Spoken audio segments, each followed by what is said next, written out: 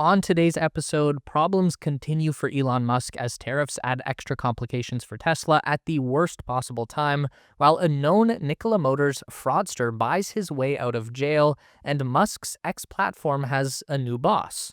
Same as the old boss. Donald Trump has introduced a new tariff plan on vehicles sold in the USA, and while this may have a long-term benefit for Tesla, Musk says that there will be short-term complications. Trump has moved to impose a 25% tariff on all cars and certain auto parts imported into the United States.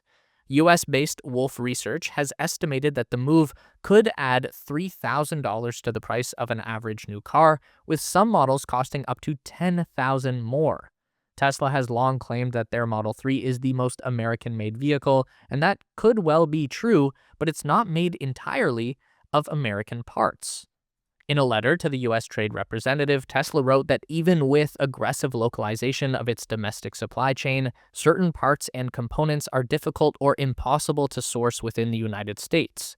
The company urged the USTR to consider the downstream impacts of certain proposed actions taken to address unfair trade practices. Elon Musk himself has confirmed the tariff effect in a post from March 26th. He wrote, "To be clear, this will affect the price of parts in Tesla cars that come from other countries. The cost impact is not trivial." That's still pretty vague, but I think we can get a little closer to an answer. This is a chart from the National Highway Traffic Safety Administration that shows vehicles from American auto companies and divides their parts content into two categories. US and Canada is one group, while Mexican-made parts are a second group. It calls these other countries, but then specifically labels with an M for Mexico. It's a bit confusing. Looking at the Tesla Model 3 long range, 75% of parts are US and Canada, while 20% of parts are Mexico. That leaves 5% unaccounted for, which is almost certainly coming from Asia, and within that, mostly Chinese-made. Now, you might be wondering why the US and Canada are stuck in the same category. That is complicated. The simple answer would be because of the Automotive Parts Content Labeling Act of 1992. This act was created to address the high level of integration between the US and Canadian automotive industries. So while Tesla likely sources most of that 75% from the US, we can't know for sure, but we do know that at least 25% of the components in the Model 3 will be exposed to tariffs. That's the best case scenario. The Model Y is going to have at least 30% of parts exposed to tariffs, and the Model X will be hardest hit at just 65% of parts falling under US and Canada, probably due to the extra complication in the Falcon Wing door. So that 20 to 30% of parts for Model 3 and Model Y would be what Tesla themselves described as difficult or impossible to source within the United States, which makes it sound like this is not something that's going to be a quick fix. So the cost to produce a Tesla will rise. This is bad timing for the automaker, which not that long ago was making incredible profit margins on their vehicle sales, peaking at 28% margin in 2022, but that has since fallen to 13.6% margin in the fourth quarter of 2024. If Tesla wants to protect their profit, they'll need to raise prices. But the same can be said for every other company selling cars in America. And those legacy automakers are going to have significantly larger problems than Tesla. Looking at the best-selling Ford F-150 pickup, it is assembled in the United States, but only 45% of components are sourced from Canada and the US. According to the Made in America Auto Index for 2024, in which Tesla scored an 81, the closest runner-up was actually Honda with a 63. Ford and GM lagged behind, each scoring 54, and Stellantis was down at 46. So the most likely outcome is that all vehicle prices will rise, even for American-made brands, but Tesla will see the lowest rise, therefore would come out even more desirable than before based on price point.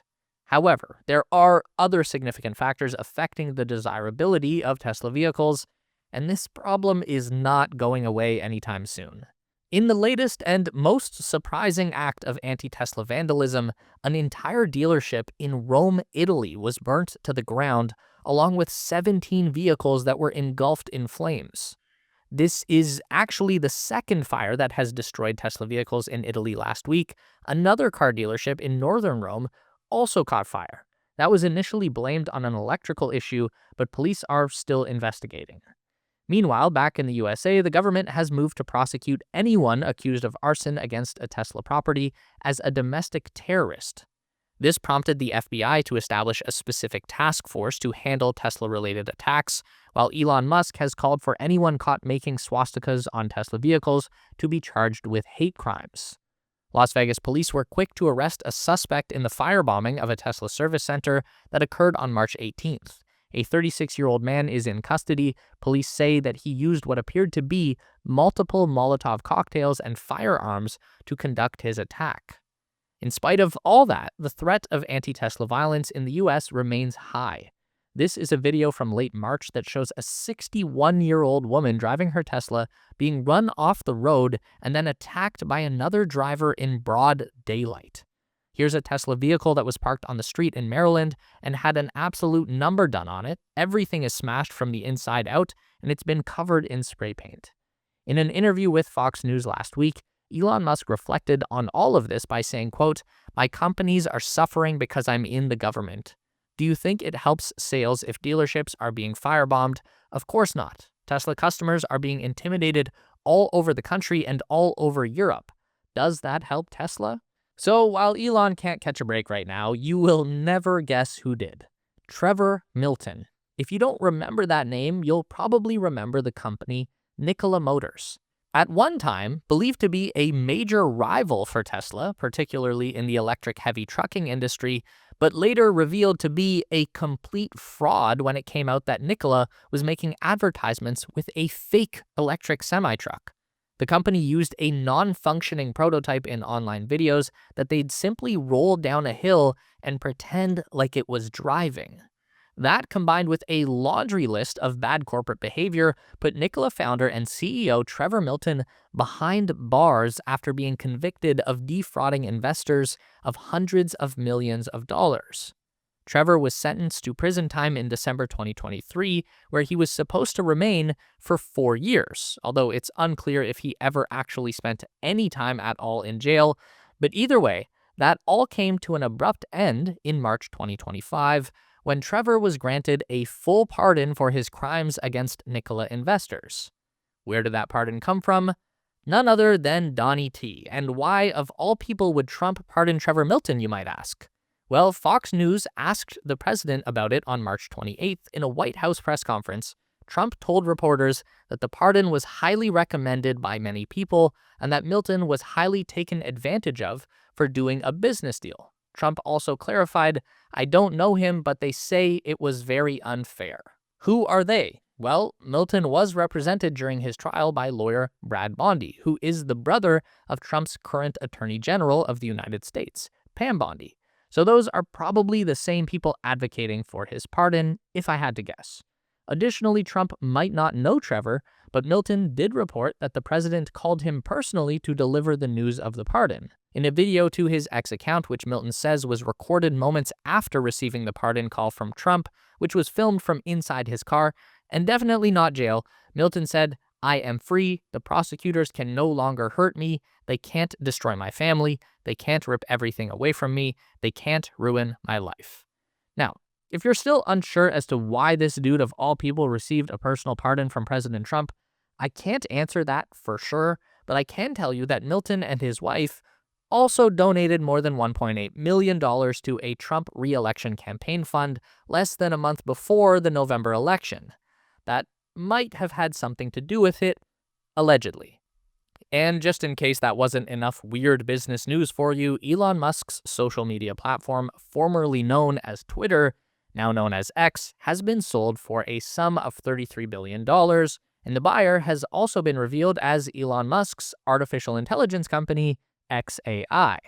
The actual value of the X social media platform was set at $45 billion, $1 billion more than Elon paid for Twitter in October 2022, but after subtracting the company's $12 billion in debt from the valuation, it came in at just $32 billion.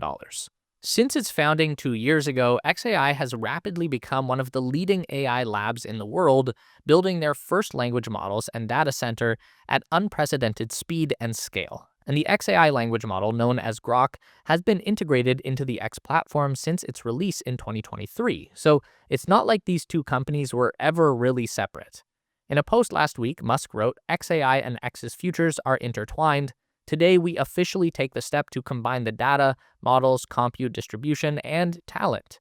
This combination will unlock immense potential by blending XAI's advanced AI capability and expertise with X's massive reach. We did have a small hint that this was coming when last month it was also reported that XAI's upcoming $700 million data center in Atlanta, Georgia, would be operated in collaboration with X, with the majority of the data center's 12,000 GPUs being allocated to managing the X platform.